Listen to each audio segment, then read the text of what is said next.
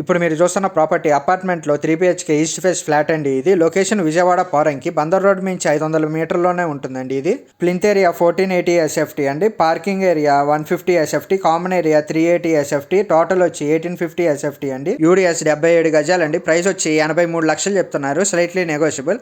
మీకు ఈ ప్రాపర్టీ యొక్క ఫుల్ ఇన్ఫర్మేషన్ కావాలంటే డిస్క్రిప్షన్లో ఉంటుందండి, చూడండి. ఇంట్రెస్ట్ ఉంటే ఈ ప్రాపర్టీని విజిట్ చేయాలనుకుంటే ఈ స్క్రీన్ పై కనపడుతున్న నెంబర్కి కాల్ కానీ మెసేజ్ కానీ చేయండి.